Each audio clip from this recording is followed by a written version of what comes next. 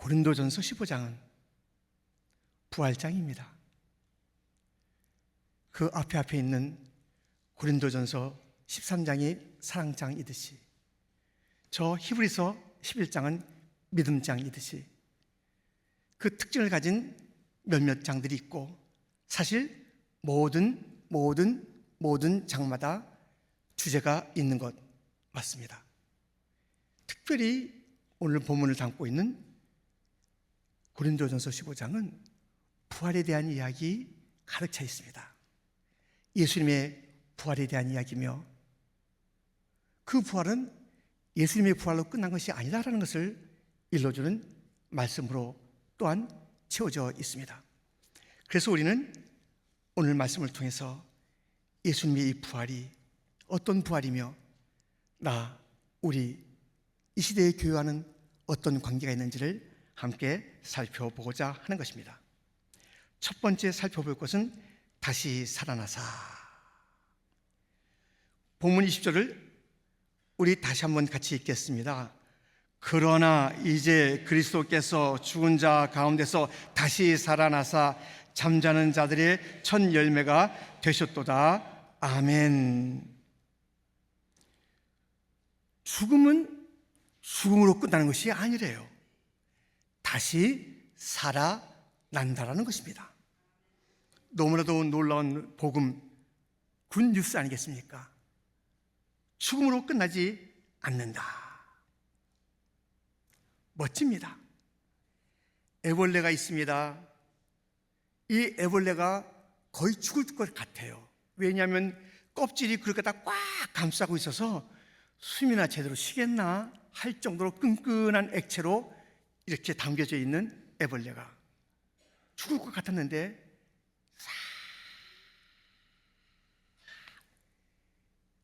그 모든 껍질이 벗겨지면서 아름다운 나비가 돼서 훨훨 날아다니는 새로운 세상 구경하고 놀라운 일들을 함께 펼치는 나비. 끝으로 생각한 것이 끝난 것이 아니라는 것이죠. 그런데 다시 살아나사 잠자는 자들의, 죽은 것을 잔다라고 표현하고 있습니다. 그리고 첫 열매가 되셨대요.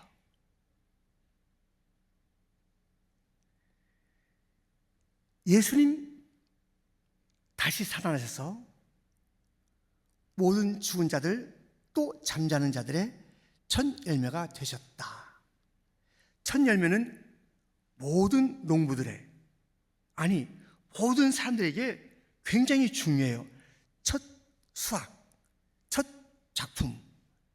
이것이 어떠냐에 따라서 함께 따라오는 다른 수확물, 동물들, 다른 작품들도 한껏 기대할 수 있는가 하면 기대할 것 없다야. 보니까 벌써 하면서 첫 모양부터 이상하다 이거죠. 근데 예수님이 우리들의 첫 열매가 되셨다면,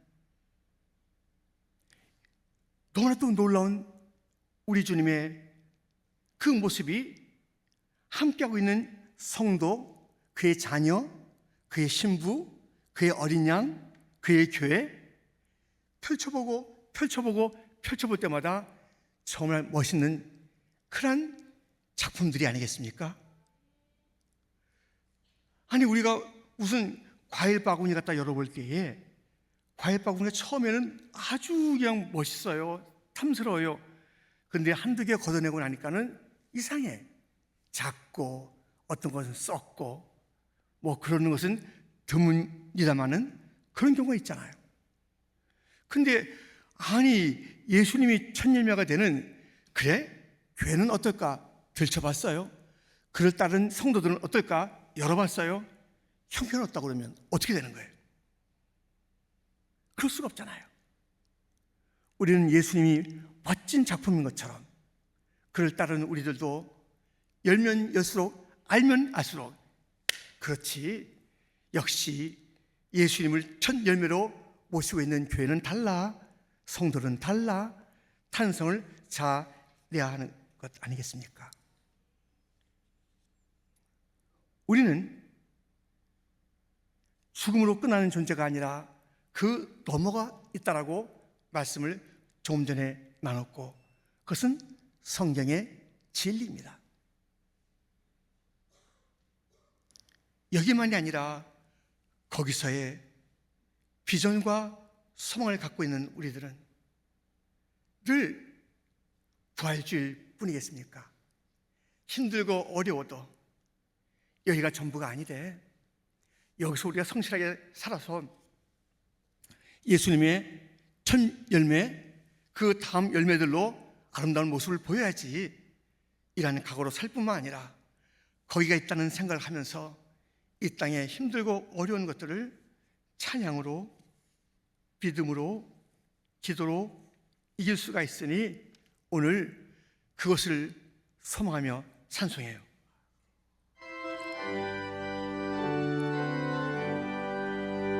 보아라 즐거운 우리 집, 밝고도 거룩한 천국에 거룩한 백성들 거기서 영원히 영광에 살겠네. 거기서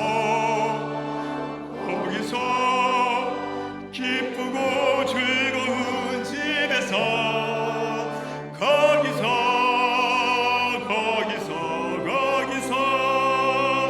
영원히 영광에 살겠네. 우리의 일생이 끝나면 영원히 즐거운 곳에서 거룩한 아버지 모시고 기쁘고 즐겁게 살겠네. 거기서 기쁘고 즐거운 집에서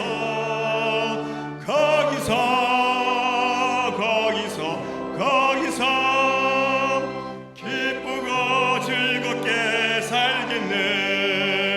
우리의 일생이 끝나면 영원히 즐거운 곳에서 거룩한 아버지 모시고 기쁘고 즐겁게 살겠네. 거기서 기쁘고 즐거운 집에서 거기서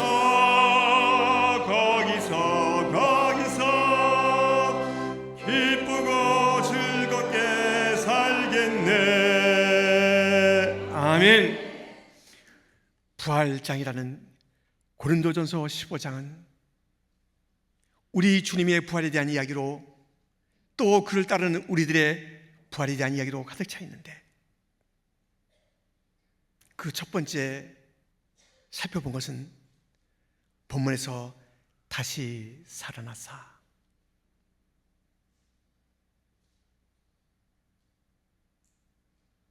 다시 살기 위해서는 죽었어야 하는데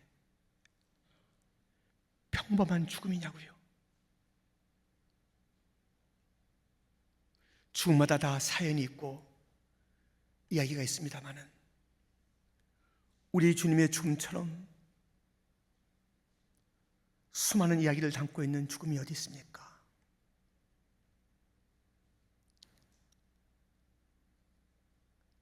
가시관을 눌러 씌울 때 참고 참으시고,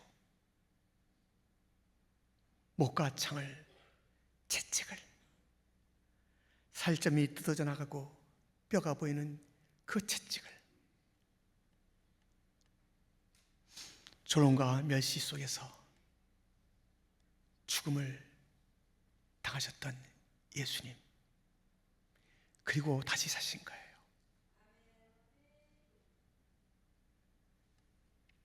그리고 우리의 부활의 첫 열매가 되셨다라고 오늘 본문은 우리에게 일러주고 있습니다. 예수님의 부활은 다시 살아났다라는 이야기를 들려주고 있고요. 두 번째, 삶을 얻으리라. 삶을 얻으리라.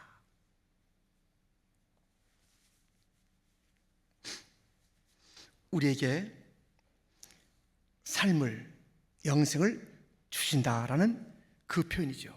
삶을 얻으리라. 본문 21절, 22절을 같이 한번 읽겠습니다. 사망이 한 사람으로 말미암았으니 죽은 자의 부활도 한 사람으로 말미암는도다. 아담 안에서 모든 사람이 죽은 것 같이 그리스도 안에서 모든 사람이 삶을 얻으리라. 아멘. 한 사람 때문에 사망이 왔고 한 사람 때문에 다시 부활하게 됐습니다. 한 사람이 중요해요.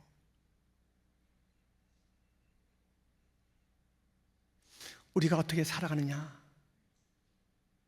한 사람이 그 가정에서 바르게 걷고 가정을 품는다면 그 가정은 항상 천국이에요. 근데 한 사람이 너무 못됐어. 집에 들어오기만 하면 아이들이 숨고 싶어요. 아내는 얼굴을 들고 싶지가 않아요. 거꾸로도 될 수 있지요. 무엇인가 그렇게 자존감을 흔드는 이야기로 어떻게 살아보려고, 어떻게 처자를 먹여보려고 애쓰고 눈물 흘리는 것은 생각 안 해주나? 한 사람이 삐딱하면 가정은 지옥돼요. 한 사람. 그 한 사람은 아담이며 또 다른 한 사람은 예수님이십니다. 그런데 아담 한 사람 때문에 죽음이 왔듯이 예수님 한 분 때문에 영생, 천국, 영원한 소망, 영원한 삶을 얻는다라고 이야기하고 있습니다. 얼마나 좋습니까? 예수님이 우리에게 가져다 준 영생의 선물을 받으셨습니까?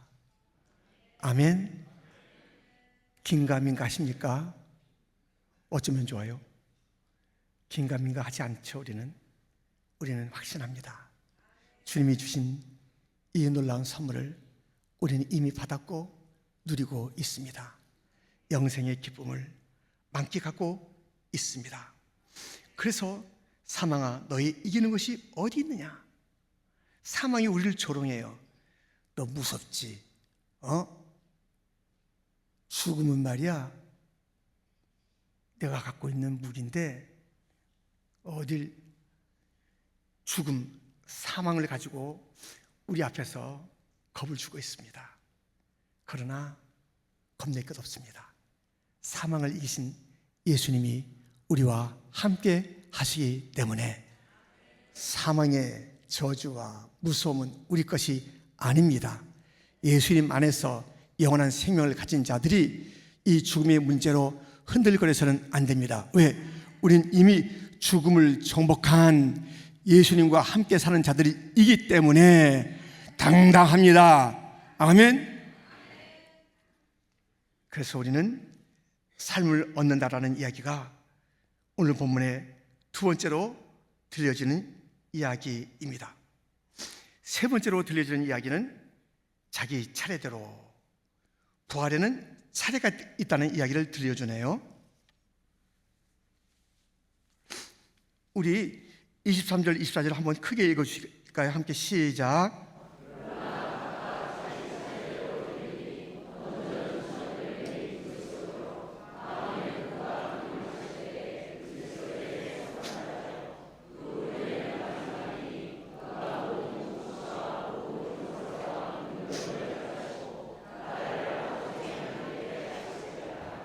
아멘. 이 죽음의 부활에는 차례가 있다는 것입니다. 첫 열매라 했으니 예수님께서 그 죽음의 첫 차례 있죠. 다시 살아난 멋진 부활이에요. 처절한 이야기가 아닙니다. 그 다음에 그에게 함께하는 자, 그에게 딱 붙어있는 첫 열매에 쫙 붙어있는 것처럼 다음 열매들이 예수님에게, 예수님 외에는 소망이 없다라고 오늘 찬양도 했습니다. 다른 이름은 없어요. 예수님 쫙 붙잡고 있는 그들이 다음 차례로 이 부활의 영광에, 놀라운 축복에 함께하게 되는 것입니다. 그 다음 또 차례가 있잖아요. 쭉 있는데 사람들마다 넥스트 하고 부를 때 나가야 돼요. 죽음의 순서를 따라서 나가야 되는데 이게 문제가 되는 사람이 있습니다. 이거 아닌데, 나 지금 부르면 안 되는데, 나의 죄를 감수할 것이 하나도 없는데, 내가 지은 죄 해결 안 됐는데, 근데 너 오라는 거예요. 넥스트. 어떠한 권세와 힘을 가지고 있어도 넥스트 하면 피할 길이 없습니다. 준비가 안 된 자들, 차례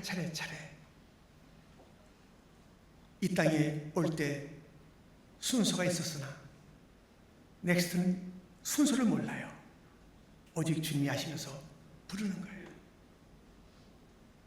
준비 안 되고 불러지는 거예요. 누구?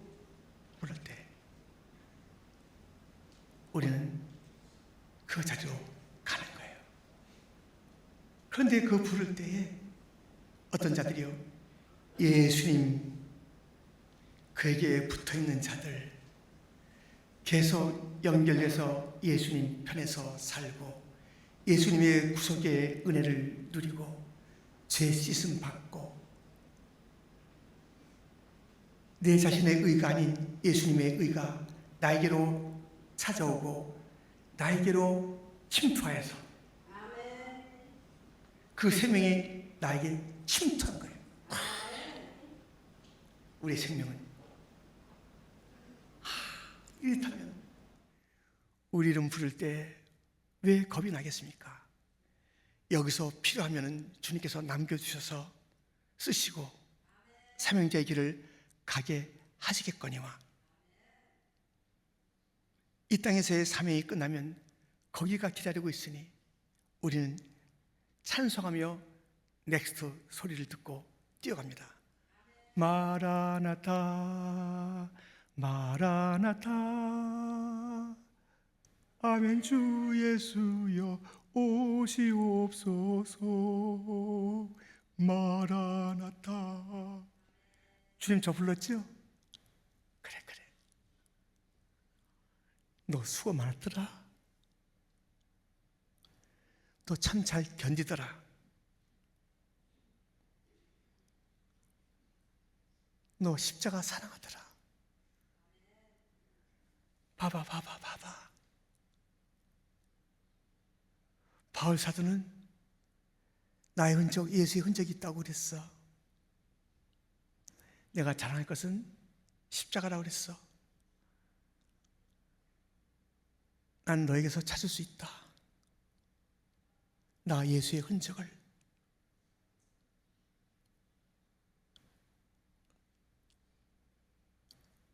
예수님의 십자가의 못자국은 남아 있습니다. 주님을 위한 예수님의 흔적은 거기서도 남아 있습니다. 주님이 품어주시면서 잘했다.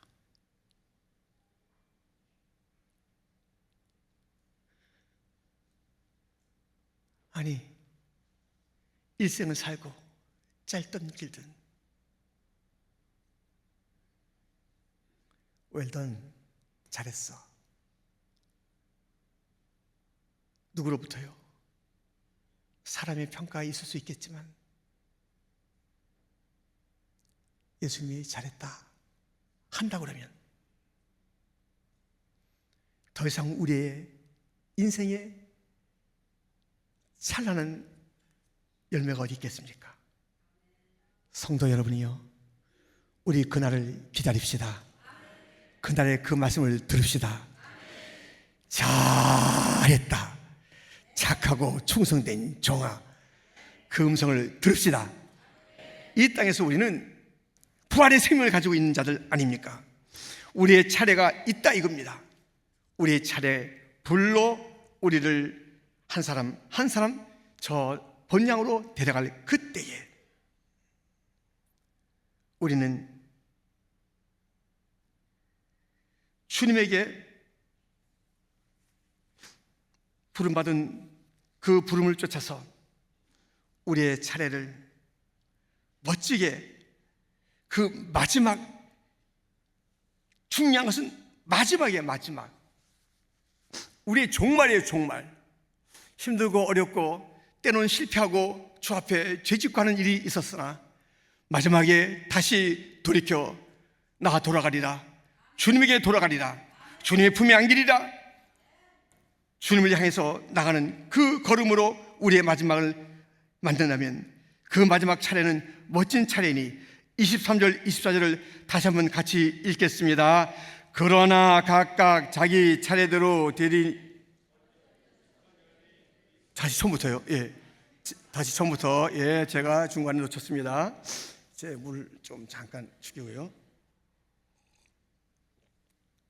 여러분 준비되셨는데 제가 잘 안 됐군요. 우리 23절 24절을 다시 한번 크게 읽겠습니다. 그러나 각각 자기 차례대로 되리니 먼저는 첫 열매인 그리스도요, 다음에는 그가 강림하실 때에 그리스도에게 속한 자요, 그 후에는 마지막이니 그가 모든 통치와 모든 권세와 능력을 멸하시고 나라를 아버지 하나님께 바칠 때라. 아멘.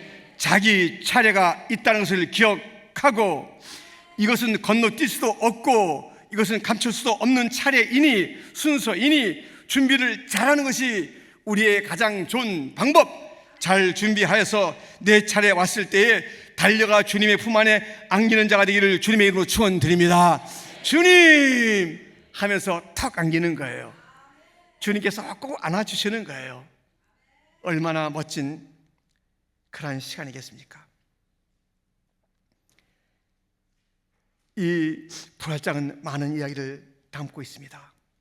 성경대로 말씀대로 부활하신 주님의 이야기, 강하게 담대하게 선포하고 있는 선포적 이야기, 이 부활에 대한 놀라운 이야기로 예수님의 부활, 우리의 부활을 일러주고 있습니다.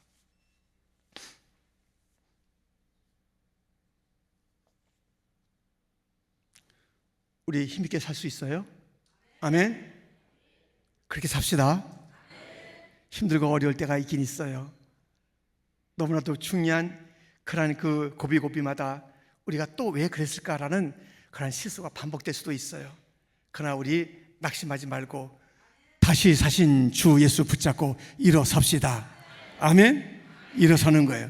부활은 다시 우리에게 소망과 기회를 줍니다. 그 주님을 바라보면서 일어나는 것이에요. 아무도 쓰러져 있는 자가 없기를. 오뚜기도 일은 안 되니까요.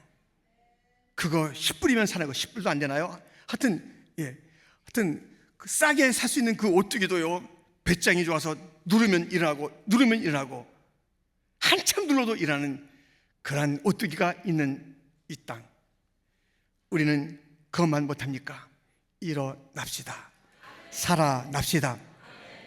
다시 주 예수의 이름을 붙잡고 일어나서 우리의 모두의 삶 가운데 부활하신 주님의 영향력이 침투하여서 다 들어와서 하나하나가 소망이요, 능력이요, 기쁨이요, 감사요, 용서요, 찬양이요, 평화요, 놀라운 일들로 가득한 삶을 살아가는 복된 성도, 교회, 가정 되기를 주님의 이름으로 축원드립니다. 하나님 아버지 감사합니다.